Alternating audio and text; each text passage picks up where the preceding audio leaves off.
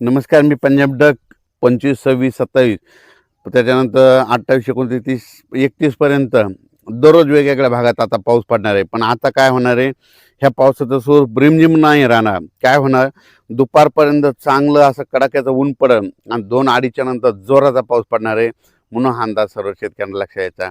राज्यात सांगायचं झालं तर पूर्व विदर्भ, पश्चिमी विदर्भ, दक्षिण महाराष्ट्र, उत्तर महाराष्ट्र, कोकणपट्टी, खानदेश, मराठवाडा सगळीकडे आणखीन जवळपासनं 5 ऑगस्टपर्यंत म्हणजे शेतकऱ्यांनी जशी वेळ भेटेल तशी शेतीचे कामे करून घेणे, पण हे एक सगळ्यात महत्त्वाचं आहे. त्याच्यानंतर राज्यात सांगायचं झालं तर आणखीन परत सोलापूर जिल्हा, लातूर जिल्हा, धाराशिव जिल्हा त्या भागामध्ये देखील त्या शेतकऱ्याला सांगू इच्छितो तुमच्याकडे देखील काय होणार आहे, म्हणजे आत्ता ह्यामध्ये 24 ते 5 ऑगस्टच्या दरम्यान तुमच्याकडे देखील चांगला जोराचा पाऊस पडणार आहे, म्हणून हा अंदाज लक्षात यायचा, कारण की तुमच्यासाठी आनंदाची बातमी. त्याच्यानंतर विदर्भामध्ये देखील काय होणार आहे, आज 24पासून ते 5 ऑगस्टपर्यंत दररोज वेगवेगळ्या भागात विखुरलेला स्वरूपाचा पाऊस पडणार आहे. दुपारपर्यंत चांगलं कडाक्याचं ऊन पडणार, पण दुपारी 2:30-3च्या नंतर जोराचा पाऊस येणार, म्हणून हा अंदाज सर्व शेतकऱ्यांना लक्षात यायचा.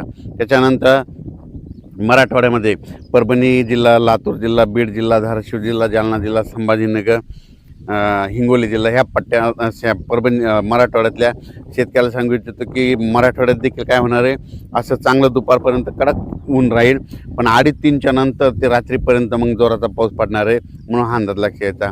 हा पाऊस दररोज एकदाच सगळीकडे येणार नाही, दररोज वेगवेगळ्या भागात आणखीन जवळपास 5 ऑगस्टपर्यंत असंच विखुरलेला स्वरूपात राहणार आहे. पण जे आता एवढा मोठा म्हणजे मुसळधार इतका जोराचा पाऊस नसणार आहे, फक्त हे अर्ध्या घंट्याचा 22 मिनिटाचा हे पाऊस पडणार आहे, म्हणून हा अंदाज शेतकऱ्यांना लक्षात यायचा. तर आता जास्त पाऊस कुठं पडणार आहे, तर तुम्हाला एक सांगू इच्छितो, जास्त पाऊस सांगायचं झालं तर म्हणजे कोकणपट्टीपासून ते पालघर म्हणजे रत्नागिरी पासून ते पालघरपर्यंत तिकडं मात्र पावसाचा जोर असाच कायम राहणार आहे 31 ऑगस्टपर्यंत, आपलं 31 जुलैपर्यंत, म्हणून हे अंदाज लक्षात यायचा. म्हणजे रत्नागिरी, पुणे ते कोकणपट्टी घाटमाथा ते पाऊस चालू राहणार आहे. त्याच्यानंतर वरती इकडं नाशिक, त्र्यंबकेश्वर, त्याच्यानंतर नंदुरबार जिल्हा विशेष म्हणजे तिकडे आतापर्यंत पाऊस कमी पडलेला आहे, पण त्याच्यामध्ये आता ह्या 5 दिवसामध्ये नंदुरबार जिल्हा, धुळे जिल्हा, जळगाव जामोद घाटाच्या खाली, बुलढाणा इकडं, अचलपूर, त्याच्यानंतर अमरावती, मोर्शी ह्या पट्ट्यामध्ये काय होणार आहे, परत एकदा ह्यामध्ये 4-5 म्हणजे 24पासून ते 5 ऑगस्टच्या दरम्यान काही ठिकाणी मुसळधार पाऊस पडणार आहे, म्हणून हा अंदाज लक्षात घ्यायचा. त्याच्यानंतर इकडं तेलंगणात देखील चांगला आहे, आणखीन 5 ऑगस्टपर्यंत चांगला पाऊस राहणार आहे. तेलंगणातल्या शेतकऱ्यांना अंदाज लक्षात यायचा. कर्नाटकमध्ये देखील तशीच परिस्थिती राहणार आहे, म्हणून हे लक्षात यायचं.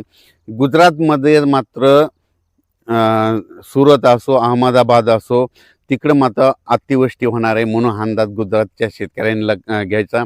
गुजरातकडं मध्य प्रदेश म्हणजे इंदोर, खंडवा, त्या बुरामपूर ह्या पट्ट्यामध्ये काय होणार, तिकडं अतिमुसळधार पाऊस पडणार आहे. त्याच्यामुळे काय होणार आहे, मग त्याच्या बाजूला मराठवाडा लगत आहे, सीमा लगत आहे, मग त्याच्यामुळं मराठवाड्यामध्ये त्याच्या महाराष्ट्र लगत आहे, तर बुरामपूरच्या बाजूला मग जळगाव जामोद येतं, इकडं अचलपूर येतं, परतवाडा येतं, त्याच्यानंतर इकडं रायवेर येतं, तिकडं नंतर पाचोळा, भडगाव, हे जळगाव जिल्ह्यामध्ये काय होणं, मध्य प्रदेशमध्ये मुसळधार पाऊस पडला असल्यामुळं जळगाव जिल्हा, धुळे जिल्हा, नंदुरबार जिल्हा, अमरावती जिल्हा, बुलढाणा जिल्हा घाटाच्या खाली, म्हणून ह्या परिसरामध्ये मात्र मुसळधार पाऊस पडणार आहे ह्या 5 दिवसामध्ये, म्हणून ही अंदाज लक्षात यायचा. त्याच्यानंतर नागपूर, भंडारा, गोंदिया, चंद्रपूर, यवतमाळ, वाशिम, हिंगोली, नांदेड ह्या परिसरामध्ये देखील त्या शेतकऱ्याला सांगू इच्छितो की आता म्हणजे 24 तारखेपासून ते 5 ऑगस्टपर्यंत दररोज 1 दिवस आड तिकडे देखील असाच पाऊस चालू राहणार आहे, एकदम पाऊस बंद होणार नाही, म्हणून हा अंदाज शेतकऱ्यांनी लक्षात यायचा. आणखीन जर खूप मोठा पावसाचा जर अंदाज सांगायचा झाला तर आणखीन ऑगस्टच्या मात्र